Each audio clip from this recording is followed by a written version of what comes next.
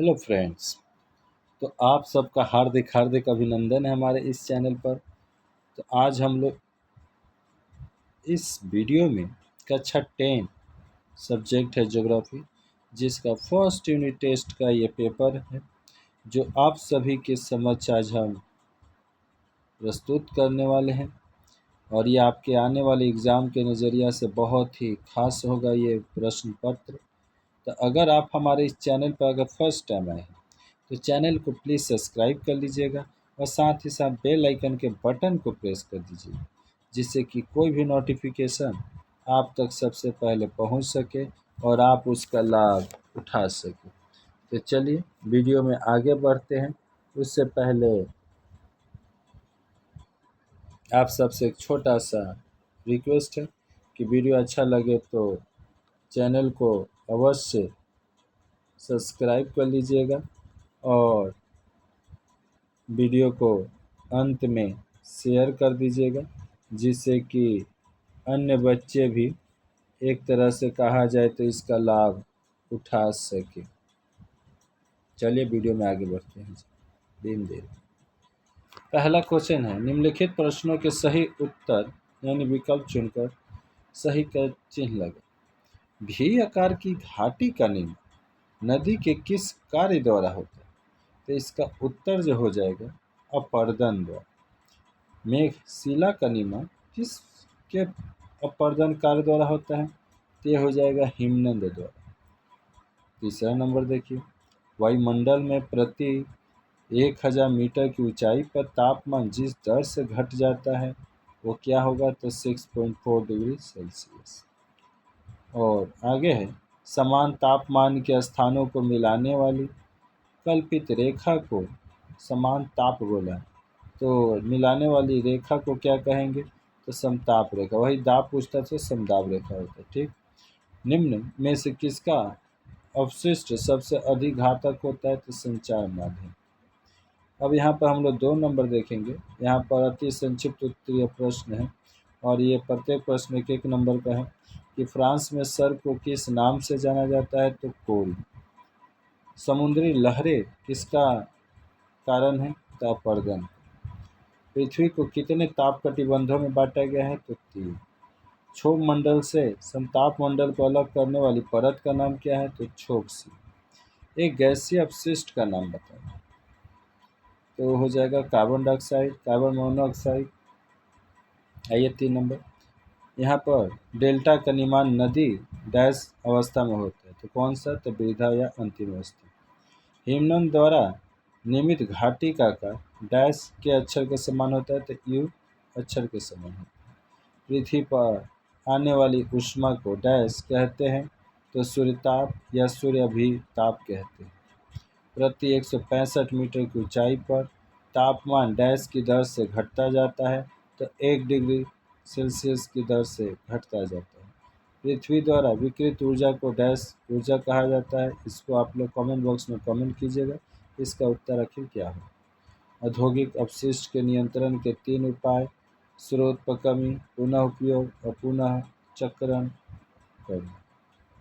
और जंतु श्वसन की क्रिया के दौरान अपशिष्ट पदार्थ के रूप में गैस छोड़ते हैं, यानी जो जंतु होते हैं वह श्वसन क्रिया के दौरान अवशिष्ट के रूप में कौन सा गैस छोड़ते हैं?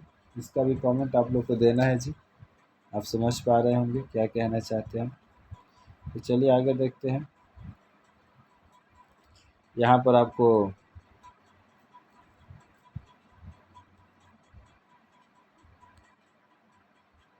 सही और गलत, सही पर सही का और गलत पर गलत का चिन्ह लगाना है। और देखिए पहला जो क्वेश्चन है, कोलोराडो का कैनियन विश्व प्रसिद्ध विख्यात है, तो ये ट्रू सही हो जाएगा। और यहाँ प्रत्येक जो प्रश्न होंगे वो 2 1 नंबर के हैं, 7 प्रश्न आए हैं। और नदी अपर्दन द्वारा बनने वाली महत्वपूर्ण स्थलाकृति बाढ़ का मैदान है, यह फॉल्स हो जाएगा। ड्रमलिन का निर्माण हिम नदी के अपर्दन कार्य द्वारा होता है, ये भी फॉल्स हो जाएगा। समताप मंडल में तापमान प्राय स्थिर रहता है, ये सही है। वायुमंडल में ऑक्सीजन का मात्रा 21% होता है, ये भी सही है। बचे हुए अपशिष्ट में से एक उपयोगी संसाधन बनाया जा सकता है, ये भी ट्रू। अस्पताल में अपशिष्ट उत्पादन के केंद्र होते हैं, ये भी ट्रू। और यहाँ पर आइए हम लोग 5 नंबर में निम्न प्रश्नों को 1 या 2 शब्दों में उत्तर देने हैं।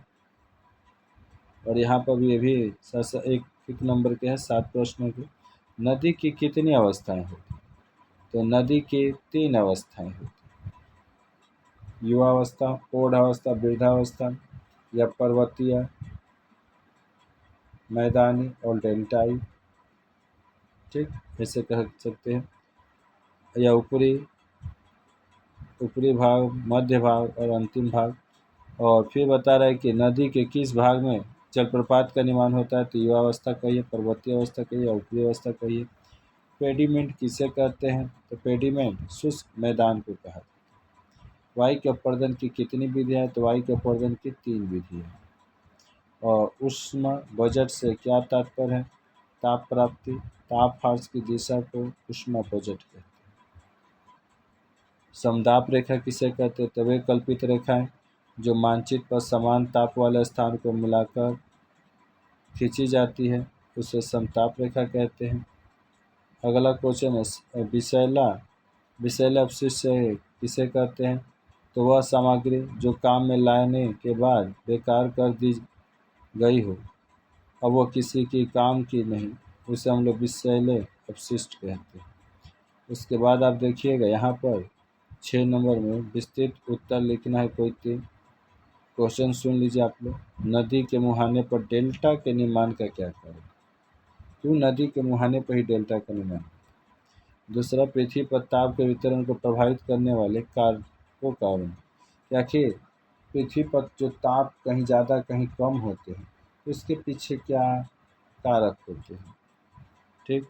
और तीसरा है अपशिष्ट प्रबंधन के 3 घटक कौन कौन से हैं। ठीक। और वायु के अपवर्तन द्वारा बनने वाली किन्हीं स्थलाकृतियों का वर्णन। यहाँ पर उत्तर लिखा हुआ है, आप लोग इसको नोट कर लीजिएगा। अगर वीडियो ज़्यादा तेज़ी से जा रहा है तो आप इसको पुश करके रोक कर थोड़ा सा लिख लीजिएगा।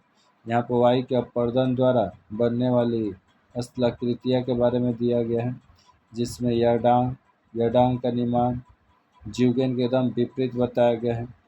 कोमल एवं कठोर शैलों के लंबवत स्तर के ऊपर खांचे और नलियाँ बनने से जो शैलों के ऊपर पवन दिशा के समानांतर होती है, इसकी ऊंचाई भी लगभग 5 मीटर होती है। इस प्रकार की आकृति पश्चिमी एशिया के मरुस्थलीय भाग में पाई जाती है। यहाँ पर आप लोग देख लीजिए, आप लोग इसको उतार लीजिएगा। फिर उसके बाद ये अपशिष्ट वाला जो क्वेश्चन था उसका उत्तर यहाँ पर है। ठीक। रिड्यूस, रीयूज और रिसाइकल। और फिर उसके बाद पृथ्वी के ताप के वितरण को प्रभावित करने वाले कारक, इसके भी उत्तर यहाँ पर हमने दे दिए हैं। एक तो अक्षांश भी मायने रखता है, जिसके चलते कहीं का ताप ज़्यादा कहीं कम होता है। जैसे भूमध्य रेखा पर सूर्य किरण सीधा पड़ने से चलते सबसे ज़्यादा गर्मी होगी। और जो